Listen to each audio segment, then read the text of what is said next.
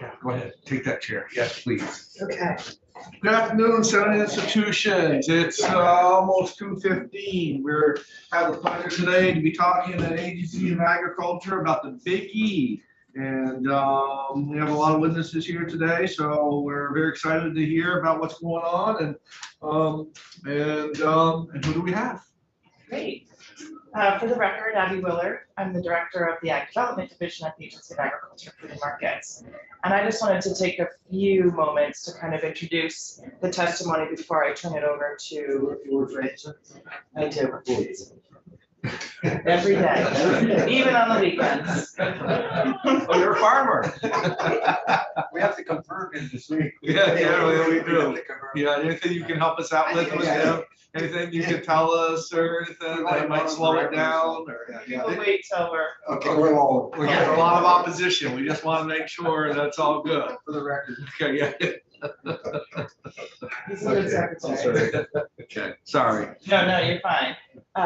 So you do have a big group of folks to talk about the Big E and then to talk about, I guess, the Vail Lab from the Agency of Agriculture and from Building and General Services. So we're fortunate to have a nice partnership of engagement with BGS as well.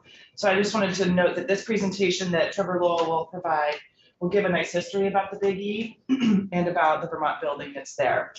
So if you've never been, it's a really special event hosted in West Springfield, Massachusetts. And it's a really unique building. It's almost 100 years old. And it's unheated. It's only operational a certain number of days during the year. And millions of visitors flow through that building.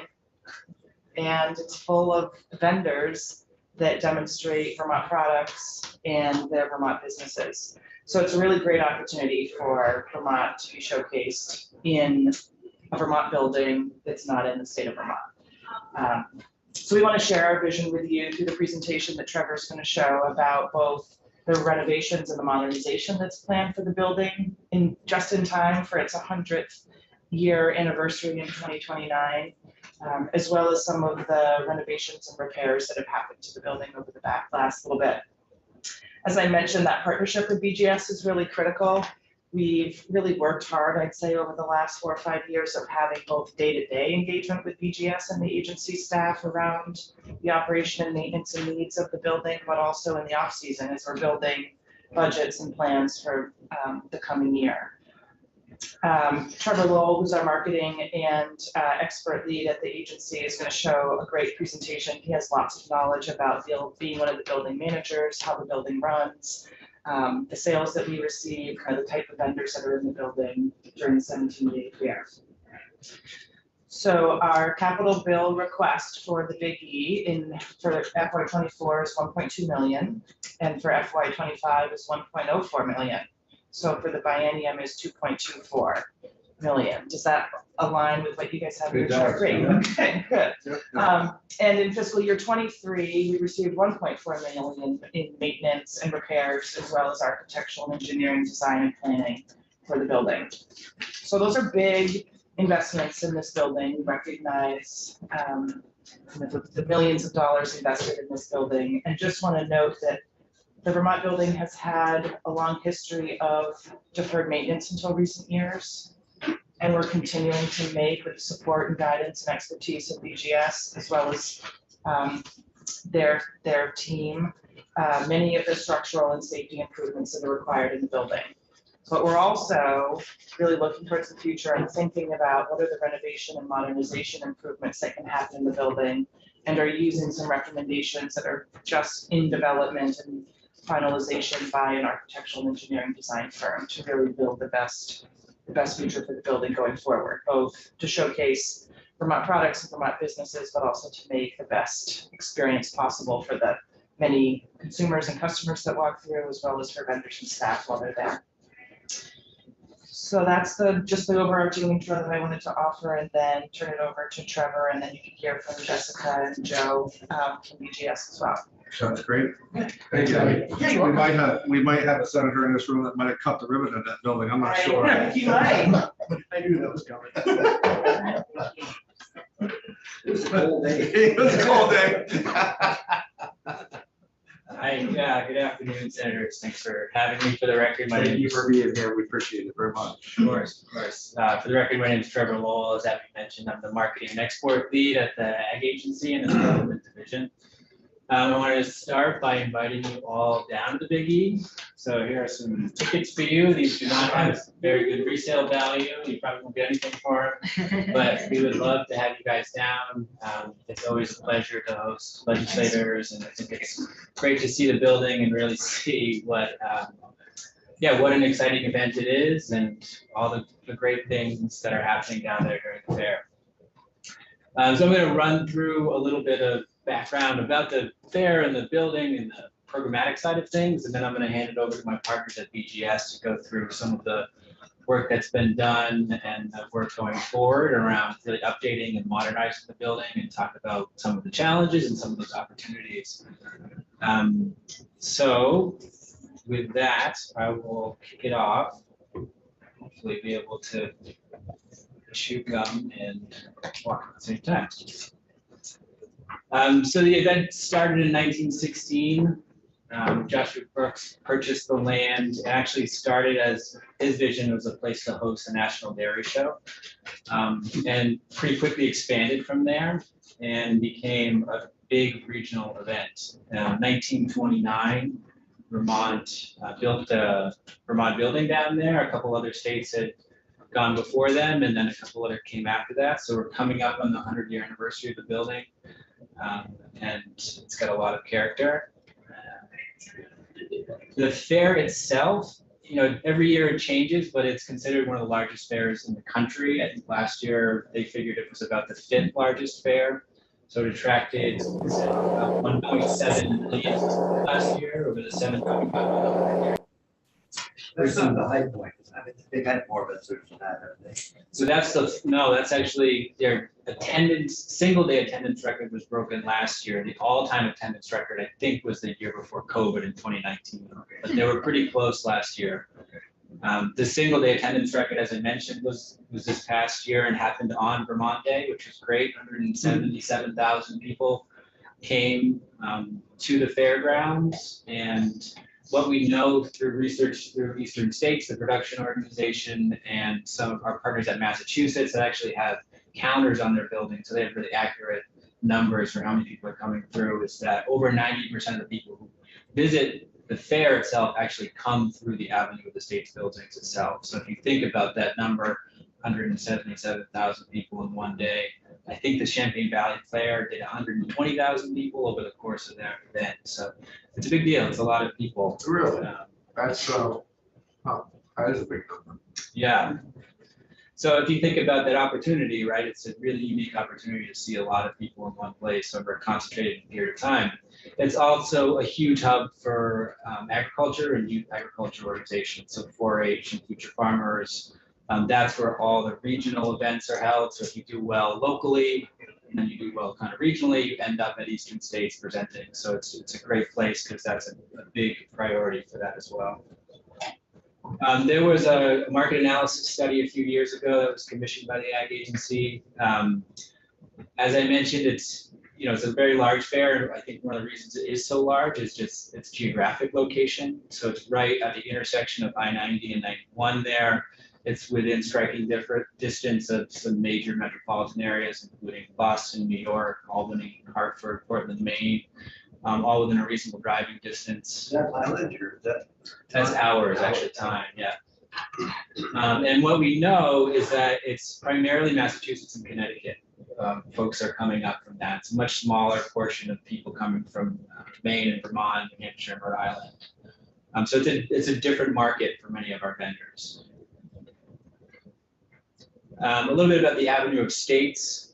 We often talk about the Avenue of States as an event within an event, but we're independent of the Big E Fair in that we aren't regulated by Eastern States. We work very closely with them in conjunction on all sorts of things, logistics like safety and responsible alcohol consumption and things like that. We have really strong partnerships, but we get to run and operate our own building. We actually own the land in the building. It's kind of like a little embassy within Western Massachusetts. So it's another reason why it's a really unique state building is that I think it's the only state building we own that's not in Vermont.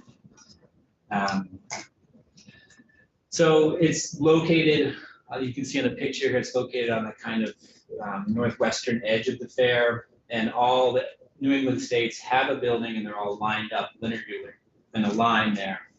And one thing that's kind of interesting, and we're not sure the reason for this phenomenon, but people come to the buildings, they do so as an entire event. So they'll come to New Hampshire buildings on the right side, if you're looking at it, they'll start there and they'll go through all the different states. And that's kind of the typical traffic pattern. It's another reason we feel pretty confident in the numbers we get from Massachusetts as far as attendance and stuff like that.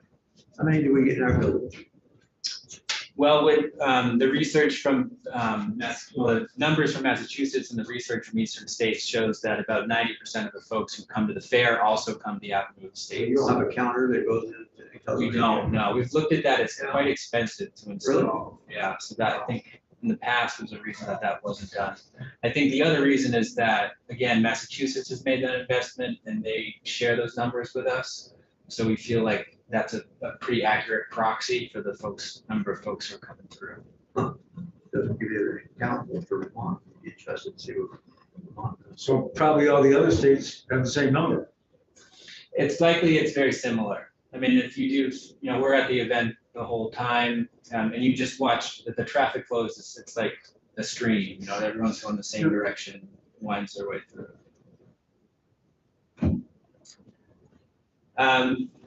So the ag agency has the privilege of managing the vendors and the programmatic element of the Vermont building.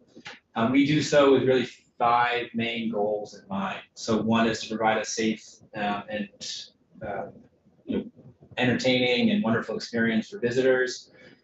Another one is to offer a diversity of products. So products that are unique and high quality, but also reflect the values and the culture and the heritage of our state.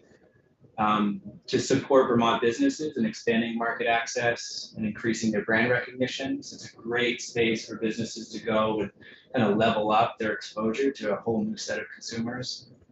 To promote Vermont as a destination, so both for tourists and people maybe looking to relocate here. We have wonderful partnerships with ACCD and the Department of Tourism and Marketing. They're on site for the whole fair as well, promoting the state, handing out brochures, talking to people, sharing foliage reports, all that wonderful stuff.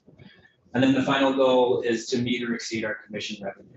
So we set those targets with all these other goals in mind so that we can operate the building and cover our expenses, but also make it accessible for those businesses that are participating. It's a competitive process to then, we actually just closed the application. So tomorrow we'll be reviewing contracts for potentially 5 to 7 vendors for this upcoming year. We have 23 booths currently, and we're looking at maybe adding a little bit of booth space. And then Jessica could talk about some of the vision. We've also, through some of the work with the architecture, design, and engineering firm, are looking at test fits that expand that number from 23 closer to 30, which I think would be really exciting. And then it's a 12% commission fee on sales. That's the revenue mechanism that we're working with. So there's no fees for space in the building. It's very straightforward. Vendors submit their, if they have a POS, they submit a file from their QuickBooks or their Square Reader or whatever every night after the building closes. They have to do so within an hour of the closing. If they have a regular cash register, they send a daily total of a printout from the cash register. And so that's how we track those numbers and confirm that. Are the booths all the same size? They're not, and I actually have a floor plan coming up here. You get a sense. It's very heterogeneous, is maybe the word. So I'm going to try to play this. Holy smokes. This is a time lapse. This is pretty typical. This is one of the alleys that goes down. It's kind of a horseshoe shape. But this is probably 80% of the fair. You know, it slows down in the morning and weekdays are a little bit slower than weekends, but really gives you a sense of just kind of how busy it is. It's shoulder to shoulder for the vast majority of the event, and vendors are just working their butts off trying to keep up. I really like other people. Yeah. Here's the floor plan I was mentioning. This is, I apologize, a little bit of a busy slide. The red is actually the vendors from 2022. And then the green gives you a sense of that traffic flow. So at the top of the slide, we are adjacent to the Connecticut building. So most people come in that side entrance and then go down those, following those chevron arrows, and then come back up. And then on the left of the slide there, we have a back patio. So that outdoor shed isn't where it's actually located on the slide, is not actually where it is in the building. It's kind of more in the back. But that's another vendor space. So some people kind of migrate outside and then we'll come back up that other side. And you can see, right, so there's lots of differences in the booth design, booth size, layout, utilities. Some have access to water or heat sinks, some do not. And so that's all part of the kind of shuffle when we're thinking about bringing in new vendors, who might fit where, and what types of businesses we can support. We have a couple of booths down in the bottom left there, Green Mountain Concessions. So that's one of the bigger food service booths. We just installed a new vent hood there. And there's some modern cooking appliances there. But then we have other booths that are literally just kind of squares. You know, they're just 7A is an example. It's, you know, it's a fine booth, but there's no water access. There's no real utility access beyond electrical. Do a lot of them apply every year? We do varying contract lengths. So right now we have 1 to 3 year contracts. So we have some vendors who have been in there for over 20 years. And then we have vendors that were brand new last year. Okay. This is our vendor list from 2022. And I think something that we're all proud of is that we really managed to support businesses from all over the state. And you can see that in the map there. It is certainly more challenging for folks from the northern part of the state just for travel and logistics. Staffing is a very big challenge with this event, especially if you have your own brick and mortar retail store and you're trying to pull staff from that. So, you know, people make it work and we do what we can to support them. But we had great vendors this past year and are looking forward to bringing most of them back and bringing a few new ones in as well. This is probably the wrong type of graph if my statistics professor had anything to say with it. But this is really just showing individual vendors and the range of sales that they do. So you can see some are, you know, really doing a few $1,000s, and some are up in the 6 figures, and one is even over 200,000. So I think what's important with this is that, you know, we've considered different fee structures, but looking at the slide, you understand that some people are very successful. This obviously doesn't account for their expenses, so it's just sales and it's not profit. But you have other vendors, especially new vendors, who are coming in and are only doing a few $1,000s. And part of that is it's a very tradition-based fair, so people come and expect to see that same vendor again. And what we've seen is that people who are there for multiple years really see a big growth in their sales because people say, oh yeah, that company was there, and they come kind of planning to purchase that, or they come with that in mind. But this allows us, this commission sales structure allows us to support a really wide range of businesses. What is the commission? Do they pay? How much commission? 12% of sales. 12%. How do you know that every single penny that they take in, you're getting 12%? What's the checks and balances? I've been on the board of Champlain Valley Fair, and that's one of the issues that concerns me is because I don't think we get our percentages accurately from the vendors. That's been my case with the Big E's. How do we know that every single penny that comes into the vendors, we get 12% of? Yeah, I mean, the short answer is that we can't be absolutely positive that somebody is not putting cash away and not reporting that. The longer answer is that, again, we require them an hour after closing that they have to submit their sales receipt. So if they have their own POS, that's a file from their QuickBooks or a file from their Square card reader platform. If they have cash registers, they have to print out the tally from the cash register to show us credit card and sales totals. They do that an hour after. There, you know, could be bad actors certainly who are, you know, I think with the cash sales, it's the main area that you just, it's difficult to control. That's the part that bothers, always bothered me on our place, because I know we don't get to. And I thought there was talk after last year that you guys were looking into that you were gonna put a point of sale in. We raised quite a bit of concern about that last year. So we talked it. Yeah, we've talked about that. I'm not sure that it alleviates the problem with cash sales. Even if the point of sale system is central, that vendor could still potentially not report that, could not put that through the system. So our solution and what we think is really the best way to manage it is, we've considered a fee for space kind of structure, but again, I think what that does is it weeds out the ability to support some of these new smaller businesses who, if we really divided kind of what our commission revenue targets were across square footage, some of these vendors would be coming down and really leaving, having much higher expenses than they did revenue. I guess the part that really bothers me, and I don't want to spend the whole time on this because there's so much positive here, but I know some of the vendors that go there. It's the only event they do all year long. And they run their company in that way. And they make so much money here that they're able to not go anywhere else and not have to do anything else other than online sales. And so the numbers that you portray here are, yeah, they're nice, they're good sales and stuff like that. But I've been in this business before. I understand how it works. I understand the cash component of it. I understand how that all works. And I, to be quite frankly, to go through here and not to understand that there's going to be some form of point of sale going forward, I'm going to be very disappointed. And so I thought that we had made some headway last year with that, but I guess we haven't. Yeah, I guess a couple points there, and one anecdote I would share if I could. So one of our vendors was new last year. They came down, they're a young business, they're based in Williamstown.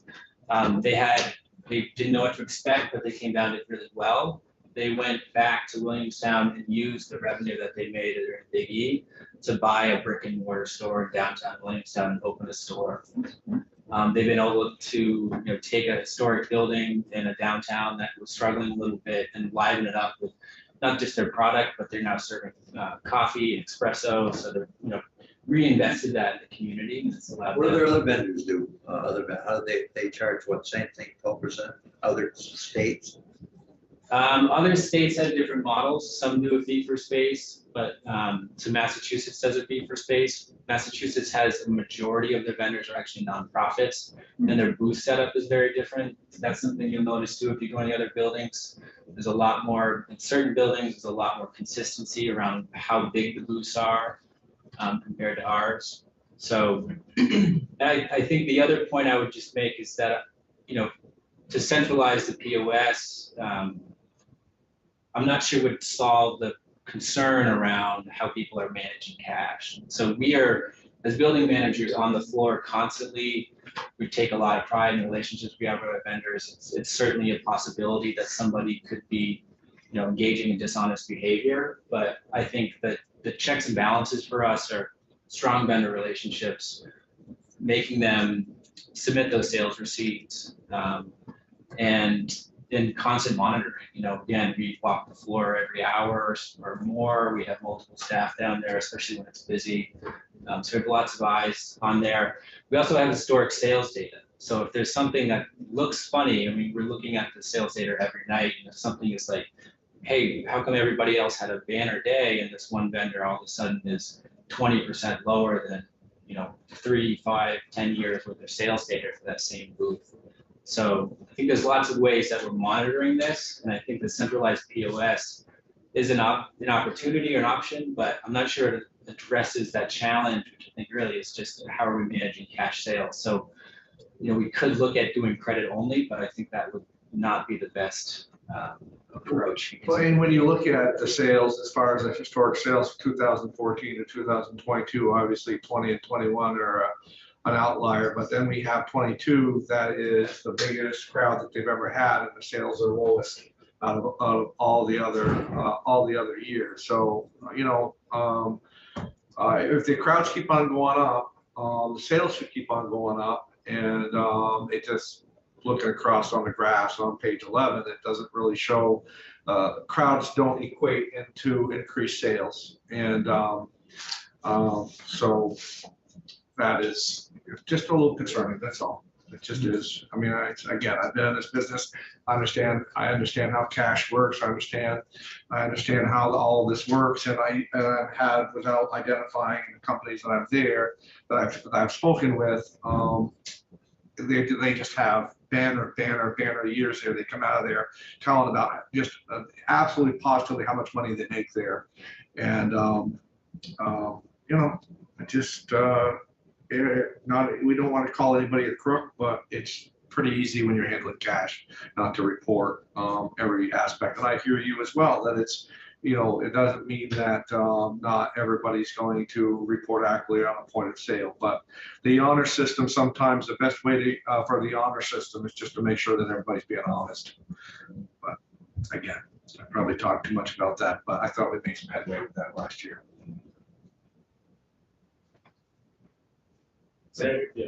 Yeah. Okay. Thank you.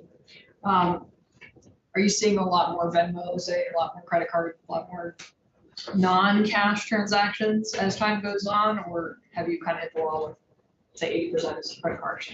Yeah, the trend has been an increase in credit card sales. So we've been doing vendor tours this winter, driving around the state, meeting with everybody who vended in 2022. The folks at Green Mountain Concessions, we were just down in Bennington the other day. And that was one of the comments he made, is that I mean, they do cotton candy and cider slushies and kind of like low dollar donuts and things like that that are, I think, more apt for cash and easily sold that way. And he was saying that a couple of years ago, his wife and partner was like, we need to do credit cards. And he was like, no way. And now it's like 20 to 30% of their sales are credit. Even for something low budget Yeah. like that. That's interesting. Okay. So I think that's one of my concerns. Yeah, I mean, it's that trend is certainly, I think, in place down there. It's happening at our fair too, the Champlain Valley Fair. We saw vendors for the first time last year taking credit cards. First time. Just, it was interesting because I didn't see it, but I walked around and checked them on it. Most, I'd say 60% were taking credit cards. And So my kids didn't know everything. So I mean, like, I think the different, as the generations come around, Yeah. right? But until there's no cash, you can't, it doesn't make any difference because you still got cash. Make Yeah. sure, you know, it's just. Yeah. I know from staying in Burlington overnight at a hotel, you can't use cash. No, At the bar, at the restaurant, Yeah. the room, you have to use a credit card. That's the way they got accurate, you know, but everybody's got credit cards. Like I sell coffee in the morning, cup of coffee, credit card. Nobody's got cash. Yeah. I think the vendors too, it's an efficiency thing. I think so. It's a lot easier, another paying a credit card processing fee, you know, not having to make change, just focus on. Can't make changes big. So what would it be like if you sort of said to them, hey, by 2026, we're gonna go to all credit cards? I think we'd have to really look at that. I mean, I don't have the data in front of me to understand the percentage of credit card versus cash sales. I think cash sales is still a huge part of the business down there. You know, we could certainly lay the groundwork for those types of conversations and think about. I mean, what we've that impact expressed would be. our concerns, so. Yeah. No, and I hear it, and I think for us, it's, you know, in thinking about the goals of the building and how we're trying to accomplish and balance all of those, we haven't come up with a better, more elegant solution. Again, I think the fee for space is obviously that circumvents the concerns around any dishonest actors. But I think then you're making it's prohibitive for vendors who may be smaller businesses that want to come and, you know, try it out and really see how it goes. So yeah, slide 11, this is sales by year. You see 2020, obviously the event was canceled, and then 21, we had severely reduced participation. There was still a lot of concerns around COVID, so we did not have a full building in 21. And then 22, it's starting to rebound. There was certainly still a lot of kind of lingering COVID impacts, but we saw numbers start to come back up again, which was exciting. Another thing just notice is that we have 23 booths, but we also have some flexibility in there. So sometimes booths have been split, sometimes they've been combined. So the total number of vendors over any year, it also changes. It's not that it's consistently 23. 2022, also we had many returning vendors, but it was because of the pandemic, we had new contracts with everybody. So one of the years we had the most new vendors, which is another impact on revenue. How long has it been 12%? I think this was my first year managing the building. I think it's been 12% at least for 3 or 4 years, but it may be longer than that. Wow, something to look at sometimes. Yeah. I know the prices of the food's gone up. I mean, we all realize that the prices have gone up. So there should be extra, the more price, the bigger the price, the more we get our commission naturally. But on the other hand, like French fries last year, they're getting $9.75 a quart. I mean, just crazy the prices went how they went up. And look at that, it's a big percentage. Something to look at, I guess. Yeah. Okay. So it's going to start to transition a little bit to our colleagues over at BGS, but these are just some of the programmatic challenges related to the building. The electrical is a big one. So in years past, we've had issues with breakers going off in the middle of the event, having to kind of run around. There's multiple panels in the building, so it's kind of chasing the problem.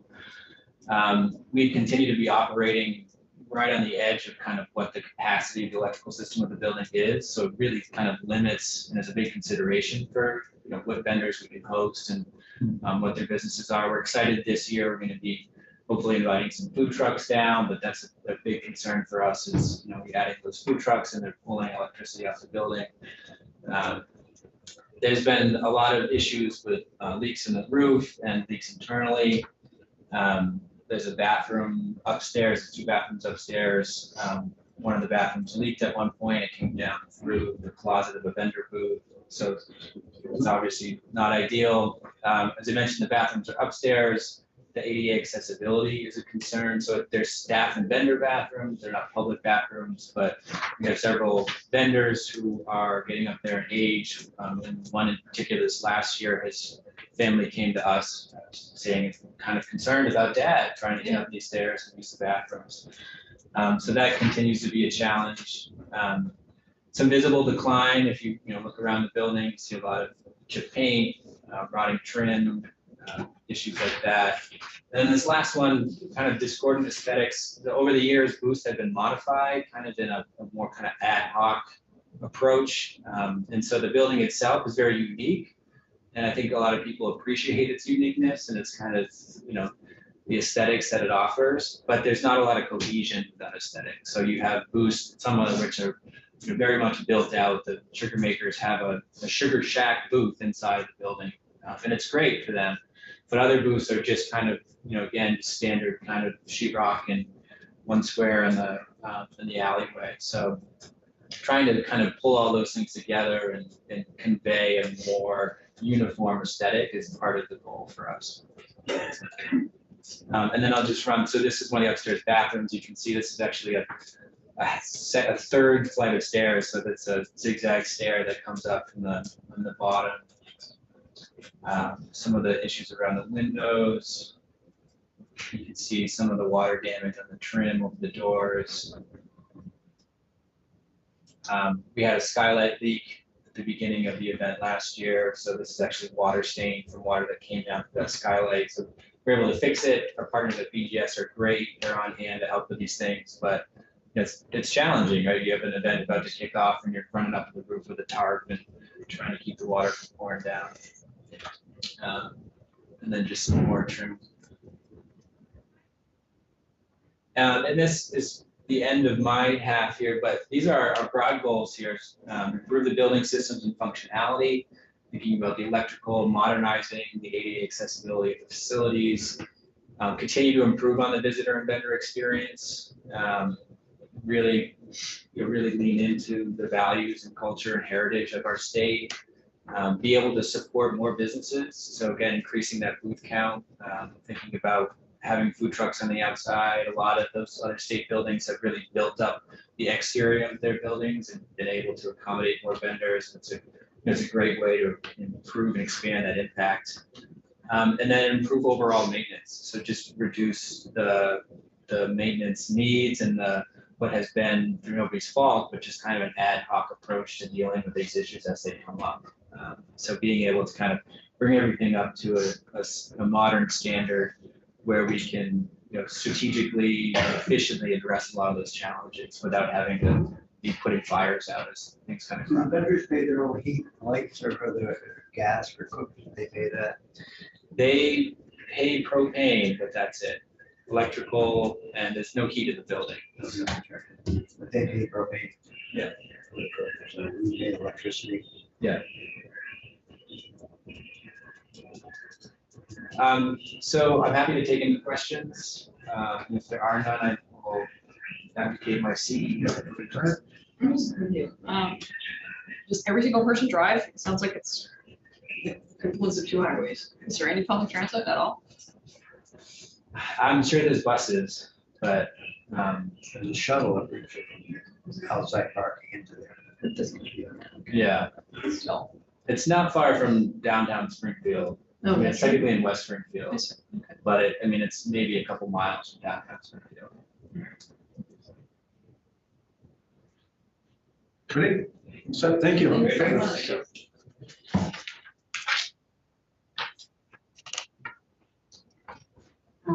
Yellow events. Yeah. Oh, thank you. Good afternoon. Right there. I'm Jessica Time. I'm with Buildings and General Services, Design and Construction Group. I'm the project manager, and I've been working with Ag on this building for over 3 years. In that time, we've seen structural, electrical, plumbing issues and For me, this is a big thing with a building without heat all year long. Winter isn't going Yes. to anything. Are we getting ahead of it? we have gotten into the walls. We know that what we want to be doing, and during that time, actually fairly quickly into it, we've started to realize we need to attack this more aggressively. And I advise to Ag, this is the time if you need upgrades, and you'll see why, I'm pointing out that, when we're doing these renovations, we're moving counters like that and putting them back, and it's just, it needs the vision that we're now prepared to present to you guys. So the whole picture now. So if you advance to the next slide, our first phase, we are funded for phase 1 and 2, and we're partially funded for we're funded for the design of a first phase, which was the roof, and partially funded for construction of phase 1.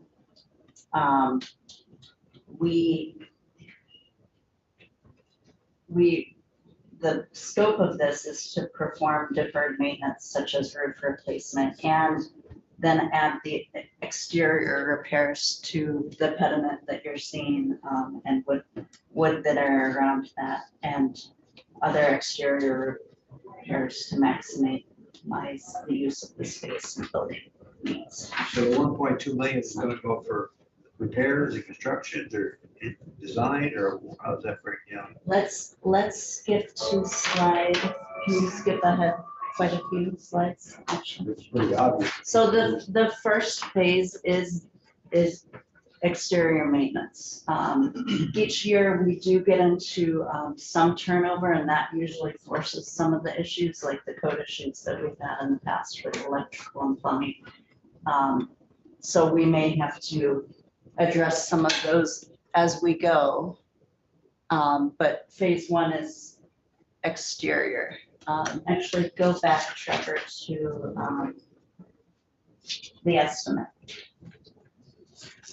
This one. So what we have for both phases is 3.2 million, 3.24 million, which is 1 million over what our request is for, because we still have 1 million available from our prior appropriation. Is the capital bill the only funding source that you have other than revenues that you generate, or? We are using, this year we have a leak at the cupola. We'll probably be using major maintenance for emergency things that have come up, but we haven't used major maintenance on this building because they've been bigger issues, and we've been addressing it through the capital bill. It's basically capital bill. Okay. A lot of the minor, these booths do a lot of duty, and there's tweaks each year, and it's done very, very lean. And some of that's done by Fever Space. And as well, there's a fund a transfer that goes from BGS, sorry, from the Agency of Agriculture that comes out of their profits each year to BGS to help fund some of those smaller items. And Joe, are you contracting people down that way as far as for the work and stuff? Or Yes, you're- because we still have to comply with Massachusetts. Yeah, so you have to use their, Licensing down there, so yeah, it's, yeah. it's still open up to Vermonters. Yeah. And we have our retainer contracts that have encouraged them to go down there, so we do have that ability. Sometimes we get them to go, sometimes we do not.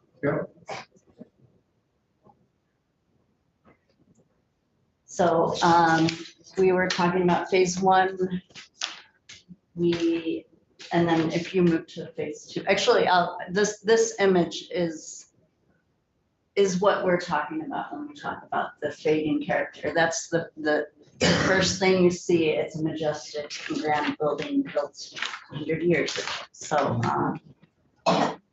as richly detailed as it is, it needs a fair amount of work.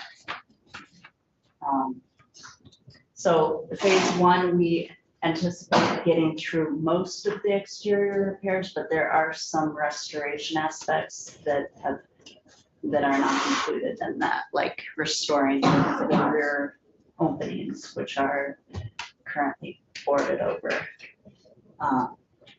and fairly visible when you enter from the bus entrance. So there are buses there. So phase two, which, if you advance, yeah.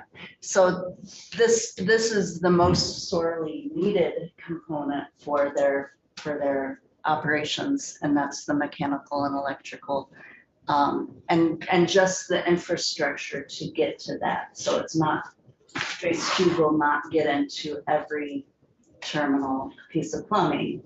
I'm glad I don't have to chase down a wire in that panel box. It's a little tough. Well, it, you Oh, know, we it- checked the breaker here, I think, It's an okay, well, old what about building. this one? Oh, not that one, that one's working. But we badly need to upgrade the service, the electrical service. And so, you know, anytime, we're sitting in this meeting and you have asked for 2 modern devices in the building. And that's the counter and the point of sale. And we don't currently have a secure state network in the building.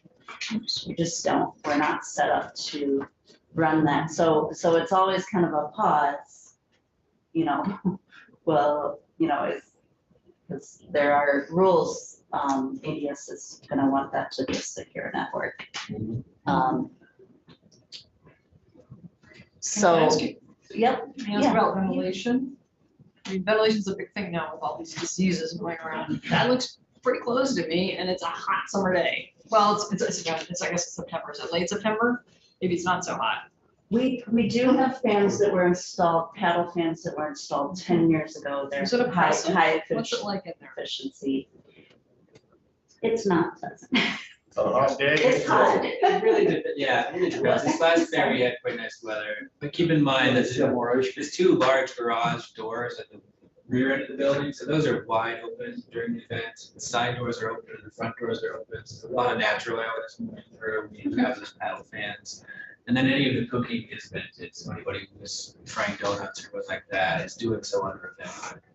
So if it's 95 and 100% humidity, you're not getting out of that inside of the building. But it's not stagnant, I would say. It's definitely a lot better.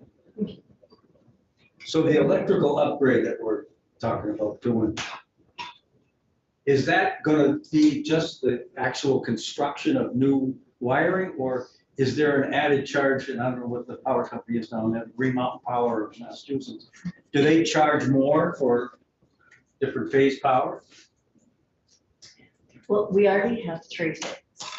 So it's that we are on a shared transformer with 4 other buildings. And we're not getting that.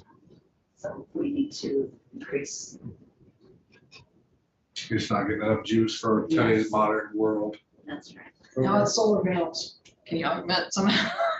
Well- Sunny day, or do you already have stuff like that? So we have, within our study, they believe we can net zero electricity, site sourced electricity, not fuel, over the course of the year, if we did solar panels, but that's just because it's a 17-day event. So we have all a year to kind of ramp up. So we could do that, but that does not solve our upfront need for the juice. So it's everything needs to be upgraded. Yeah. So, yeah, there are lesser mechanical issues, but that is the main one, so.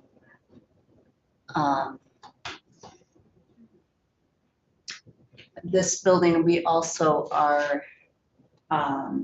this isn't in phase 2, but we, upon doing prior work, the plumbing inspector has required additional work, as we get into it. They are on board with and understand that we're trying to pursue a wholesale. No, we own the building, but that doesn't mean that you get away with anything that's not compliant with Massachusetts. Correct. That's correct. And over the years, that's been treated differently. Previously, it was unanimously agreed that we were an embassy and we would follow Vermont regulations. And it's been 3 years since that was no longer. There, a letter was passed between saying that they provide emergency services to the building. We should follow their regulations, and that is why we have so many things that are not in compliance. It's just differences between our code and theirs. Yep. So we're bringing, what I write in my RFPs is that we're bringing this building in from Vermont to Massachusetts. In a non-literal sense. So if you can advance. So this is what I mentioned before. We have approximately 1 million remaining from fiscal year 22 and 23. And we want to,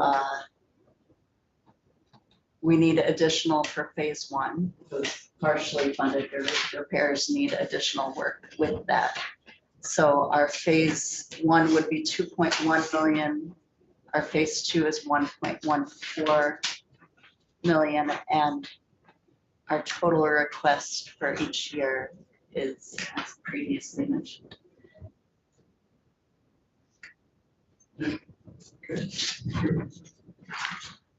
Appreciate that. So last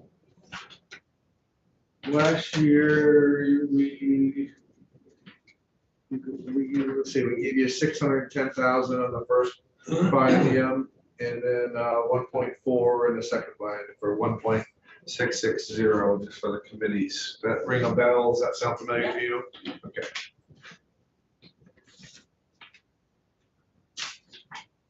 Any more questions? How do we fare with respect to the other states in New England? I mean, everybody's kind of hurting, I guess, but is Connecticut's building falling down worse than ours, or how are we looking? Probably a bad way to phrase it. I maybe put a positive spin on a lot of that. I think we have the most unique aesthetics of most of the buildings. I don't know. The short answer, I don't know the systems of the other buildings that well. It's not that you walk into the Vermont building and are accosted with disarray or anything. But I think if you're down there and you look around, you start to become aware. A lot of the main challenges are the systems that are behind the scenes. So I don't think the building looks bad. I don't think people have this experience of walking and saying, wow, this is really run down. Okay. I think that it looks very different. Again, like some of the other state buildings look kind of like trade show booths. Everybody has the same sign, the same size booth. You just kind of walk in and it feels a little stale, a little kind of sterile.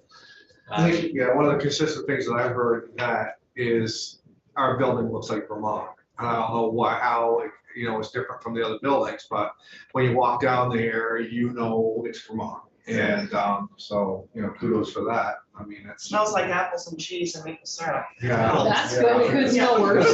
Yeah. It's good. Anything else? Thank you. Well, we want to thank you guys. We apologize for being late. We appreciate you guys making time to come in. We always like to tell you where you stand as far as monies. We have a cash component going on this year that we've never had before. You guys are $300,000 of the 1.5 million in the first biennium. We know pretty much the 1.2 is probably pretty safe because it's bonded dollars. The 300,000 is part of 62 million that the governor gave us on one-time monies to fund. There's knives out for that. As you can imagine, you drop $62 million in this building of cash. Sometimes we have a hard time hanging on to that. We're gonna do our best to hang on to that as all that we can. But I just like to let people be aware that there is $300,000 out there cash.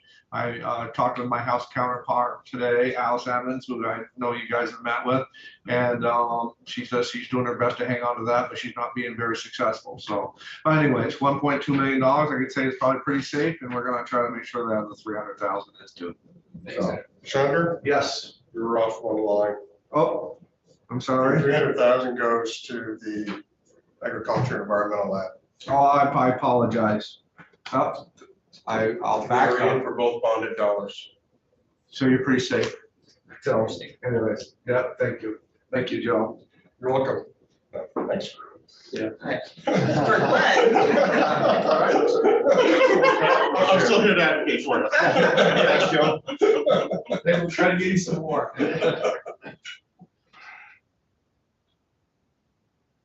What else? What's next? Joe, you. Joe. No, I'm just here on the back bench helping out. Okay. There it is. So we got some more.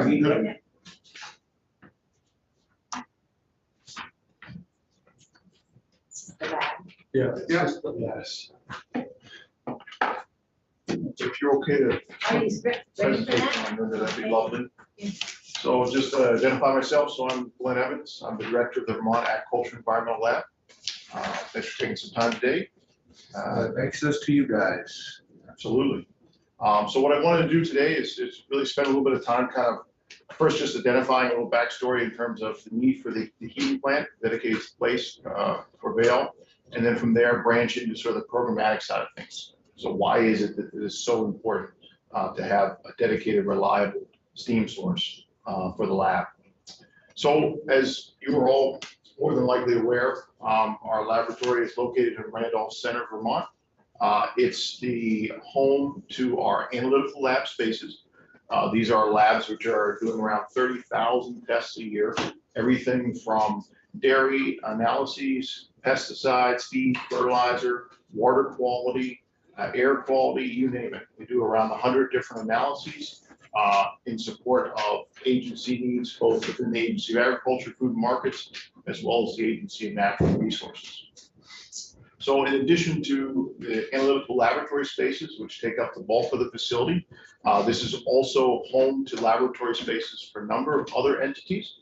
So we have weights and measures in there, which does important calibration work. We have our plant health and pest management group, which is doing a lot of work with insects, particularly mosquitoes and ticks. We have the entomology group. Our animal health has a pathology lab in the space. The Department of Environmental Conservation has a watershed management program in there. And there's also fish health and forest biology. So it's a pretty active, robust space. There's a lot of interconnections and collaboration between the various groups that occupy the facility. So if we could advance to the next slide. So a little bit of background about the space itself and the heat plant. So it's about a 35,000 square foot facility. It was commissioned in 2018 and actively running analyses in early 2019. When the building was originally constructed, the original plan called for it to be fed through an independent wood-fired boiler. So at the time of construction, this was cut as part of a cost-saving measure. And the way the building is currently heated is through a tie-in to the Vermont Technical College campus boiler. So they have an existing older boiler there. We physically tie into that through a steam line, and there's an MOU that's in place so that they bill us for the steam that we utilize and some overhead charges that they have related to providing that steam. So unfortunately, it just hasn't been working all that well. If we could advance to the next slide. And there's really three key themes as to why that is. And the major factor that's been hitting us has been the unreliability of the steam.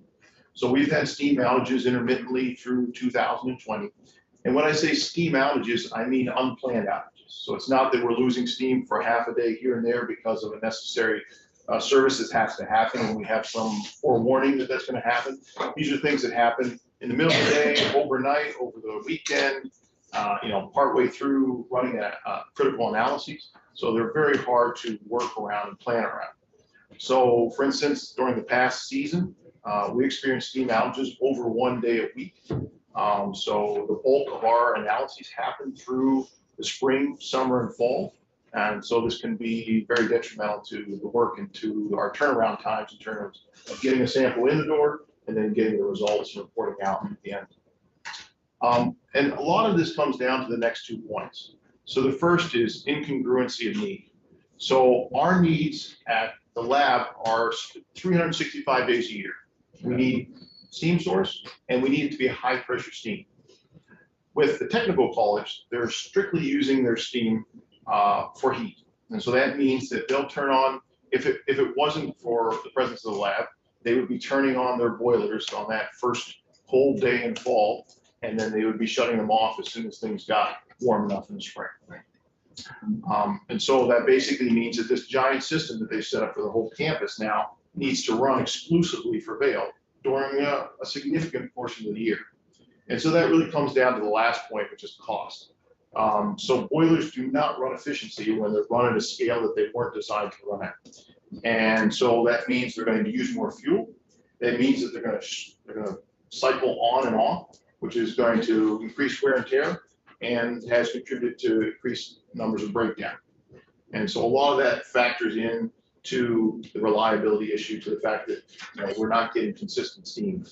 And I wish it was as simple as, oh, there's a single problem, right? You need to flip this switch, you need to rewire this, and everything's magically corrected. But what we found is that these issues with unreliability are all over the board. There can be issues with personnel, issues with running out of fuel, various issues in the cycling. And despite, we've done, I think BGS has done a fantastic job of providing us, with the support necessary to respond to these outages. A lot of times, the issue's still there, and it's not sort of a one size easy fix that we can apply. So with that, we can jump to the next slide, please. You guys do just all state work? You don't contract with anybody, or do you do any outside work for anybody? It's a great question. So the majority of the work we do is for state agencies. Yeah. We do some tests for the public, directly to the public, and we do some analyses for consultants who work on behalf of the state. Okay. Yeah. So just to kind of put into a visual perspective, this is a steam gauge. We have medium, low, and high steam pressure gauges in our mechanical room at the lab. And so during the summer, because of the unreliability with the steam and how much that can jeopardize the work that's ongoing, 3 times a day I would poke my head in here and cross my fingers and toes and hope that this pressure gauge was reading what I wanted to see. And so as soon as that needle starts to go down, not only does it alert BGS, it also is a trigger warning for me to send out a mass notice, pop into various lab sections and say, hey, steam's going down, what can we do?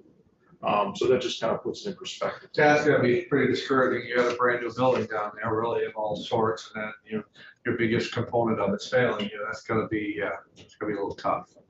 Well, thanks. I think, and again, it's a fantastic facility. Otherwise, the way I describe it is this is the Achilles heel of the building. Oh, absolutely. And it's just, What does take long to figure that out? yeah.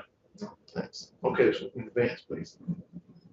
So what I want to go through now is just kind of some of the various programmatic needs that are driving the need for a dedicated heat plant, and dedicated steam source for the laboratory. And what I want to hammer home is that while obviously the steam is keeping the place warm, it's keeping the pipes from freezing, there's a lot of other reasons in this advanced space why we need dedicated steam, and why it's so critical that it's reliable. And if we could advance, please. Okay. So one of those reasons is autoclaves. So this facility is equipped with 2 large autoclaves, and these are just essentially giant pressure cookers that are using steam and heat to sterilize. So any of the biologicals that come through the lab go through a sterilization process as part of our safety. We also use the autoclaves as various decision steps in analyses. So for example, when we're doing phosphorus work, we run around 10,000 phosphorus samples a year through the lab. And when we run those analyses, there's a process step in the digestion stage that requires autoclaving at set temperature. So they're critical to some of these larger tests that we do at the lab. Next slide, please. So another element that the steam provides us with is the ability to regulate our humidity in the building. And so this is, again, year-round, whether we're trying to add humidity or reduce it. And this is critical not only for a number of our laboratory instruments, but it's also critical for weights and measures. So for example, weights and measures is in this space doing a number of calibrations. They're calibrating weights that are coming throughout the state. They're calibrating maple syrup hydrometers. These are things that they can do only within a narrow humidity range. So the way their instrumentation is set up is extremely precise, much like our work in the labs. But they have a very narrow deadband. So their target is to have a 50% relative humidity. If it should go 5% in either direction, then they're out of their bounds and they can no longer do those analyses. And so on a given day, you lose that steam, you can almost instantaneously, you lose control of humidity and they can no longer do that type of work. Okay, next slide, please. Another critical piece that reliable steam serves is with our accreditations. So the various labs maintain a number of accreditations, right? It's basically the lab's way of saying the work that we do is robust. It's been evaluated by third parties, they're respected, and those third parties said we're doing a good job with our quality control and our quality assurance. The data that's coming out is to be relied upon.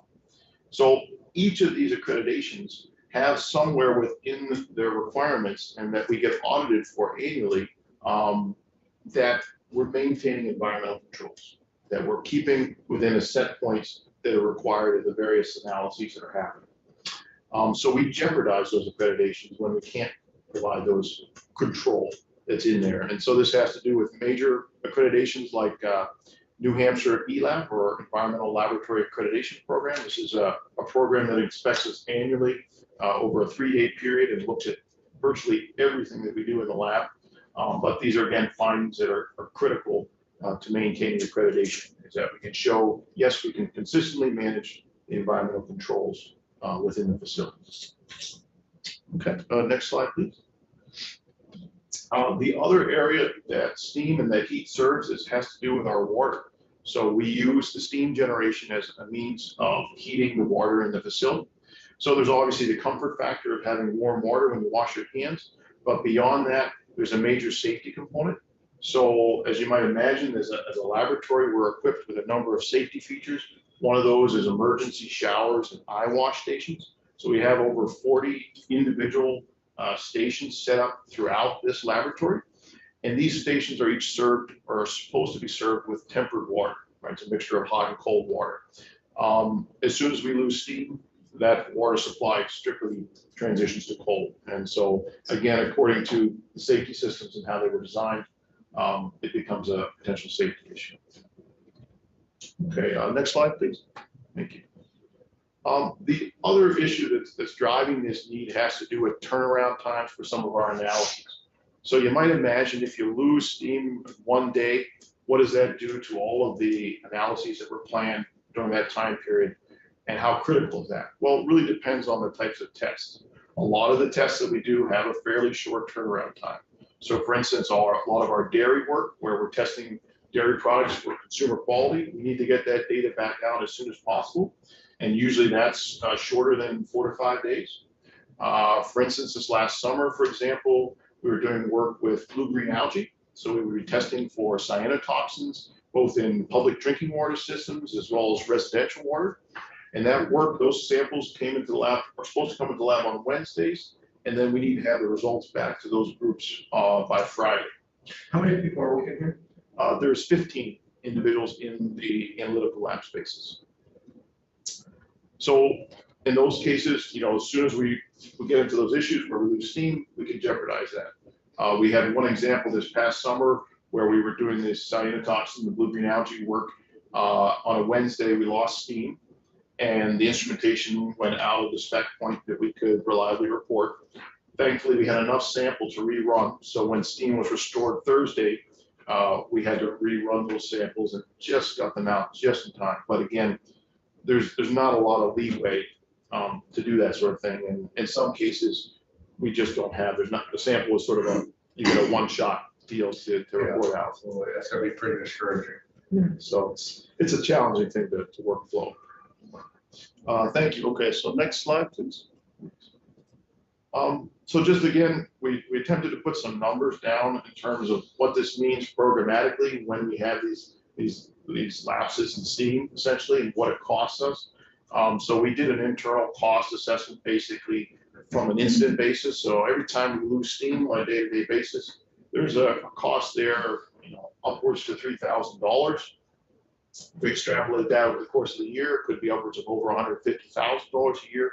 So there's some significant costs there. And those costs are associated with either not being able to do a certain analyses and report out, costs associated with rerunning analytical batches. So as you might imagine, instrumentation and the chemistries that we use in doing analyses are not cheap. So when you have to rerun things, there's a lot of costs there. There's staff timing that goes into that as well. And potentially having to turn away, Vermonters and agencies that are seeking our services. So what's not included in this programmatic downtime cost assessment is with BGS. So again, as we have outages, it requires a robust response from their team. They've done a great job, but obviously there's a staffing cost there. They interface with the Vermont Technical College quite frequently to try to, again, maintain that continuity. But again, there's a time burden that comes with that. Okay, next slide, please. Thank you. And then I also just want to mention functionality. So instruments are like supercomputers. So as you can imagine, your computer's not happy when you're using it at 100 degrees. Imagine using one of these instruments here, which is designed to operate at 65 degrees usually is our target. This room that we're looking at that's in the photo, that has $2 million worth of laboratory equipment. So it's extremely sensitive equipment. It's designed like a computer, right? So it has a shelf life. It only is going to last 7 to 10 years. So we need to be very conscious and respectful of how we use this instrumentation so that we can maintain its longevity as much as possible. So this room, for example, is a good one. These instruments run 24/7. They're designed that way. And so what happens is as soon as we lose the ability to control the environment in that space, we immediately go out of the set point. So we lost steam and environmental controls that are associated with that, I think for a period of 3 hours one day. And what happened was our temperature set point in that room went from about 67 degrees to over 90 degrees, just because of the heat generated by those instruments, and the building's nicely insulated. So there's a sort of a quick turnaround time and responsiveness that's necessary there if we want to maintain the quality of the equipment. And obviously, when we had those temperature spikes, we couldn't run the analyses on those instruments during that time. Okay, next, please. Okay, so I think with that, I don't know if you'd like to talk a little bit, Joe, but just going to speak through some of the dollars and the project scope piece that's associated with that. But before I relinquish here, is there other? Yeah, I just want to kind of get an overall thing here. So right now, the plant at BTC is running on number 4 fuel oil, is that right? Yeah, that's Okay. correct. And what we want to do is transition to maybe wood pellets for you guys in the winter, and then either propane or electricity in the summer months. So there would be propane. Okay. So that addresses some of the Global Solution Warming Act elements too, which, because both of those are a little less environmentally dangerous. Correct. Okay. Hey, Joe, I know you've talked about it, so I'll tee it up just a little bit. I think the biggest problem that we've been having on everything that we talk about, supply chain and issues and all of that, and what kind of problems you're gonna have? I don't know that yet. Because it is out another year. But I had some, for me, it was encouraging news. We did have a contractor reach out to us recently, mechanical contractor, stating that they just recently lost several large projects and are looking for work, looking at a discount. So manpower availability appears to be coming. Now, if that can happen across the rest of the supply chain, that would be very good news. So I don't know what's going on, but it's a year and a half more out. The way we structure this, the $300,000 is in this year's first half of the biennium to do the design. But what we could do is go to a construction management style so that we can get a contractor on board early to pre-order this equipment to get it in. Boilers appear to be better to get than air handlers for whatever reason. How does Act 250 view a project like this historically? The bonus here, as Gordon stated, that originally it was all inclusive. So if we don't change the layout or the location of the building at all, we don't have any intentions to do that. It's already permitted. Okay. So we don't have to go through the permit process. So we are good there. Good. Anything else, Joe? Anything else? I should say, I guess for the record, Joe Ag at BGS. As Glenn was saying, and I don't want to make it sound, doom and gloom on the college's behalf. They have been there supporting us, and it was a thought going forward that they had a system and it would work. And in the winter months that their systems are running, it does work because they have manpower there. It's a college. Nobody's there really during the summer. They're certainly not there for the heat. And that has been part of the problem is they don't have the manpower to do that. BGS stepped up to help out and had some controls put on so that our people were notified to respond to when there was a drop in steam pressure. The other problem that the colleges have is they were doing some work on their boiler system. One of the biggest things was the replacement of a deaerator tank. They started work thinking that this equipment was going to come in. It finally came in, I want to say around December. However, there was something wrong with the unit. They had to ship it back. So during that whole time that this unit was out, they had to be operating off of a temporary boiler. That boiler did not have a large enough fuel tank on it to run the weekend. So it was originally left at the VTC to transfer fuel into the temporary tank from another temporary tank. BGS stepped up to do that, to keep the valve lab running. And so it's really this issue that they had. The deaerator tank, if it shows up this summer, they plan to replace it. We are going to go through the same struggle process of a temporary boiler this summer. I think we're better equipped to handle it. I'm not going to say that there's not going to be a downtime, because I do think there will be a couple of hiccups, but we're better off. But this here will allow us to run 100% of the time, because we will have a chip boiler. We might look at tweaking the design a little bit. We want to evaluate this with my mechanical engineer. And instead of one large chip boiler, could we fit two in there? 2/3 the size would need to be run. That way we can always keep something going. The summer would be there. If not, we still have the propane. Worst case scenario, in the winter months, if both our systems went down, we could knock on the door of VTC and say, hey, can you help us out? But as Glenn also said, their equipment, I forget the size, 3-4 times the size of what we need. So if you just think of it, what they have for heat coming on is their boiler will heat up, generate that pressure of steam, and it just sits there until it is consumed through the autoclave or heat or air conditioning in the summer months. And then it comes up again. And so it's just on and off, on and off. And that's what wears out the equipment, and it's not good for VTC. So, it helps them out just as much as it helps us.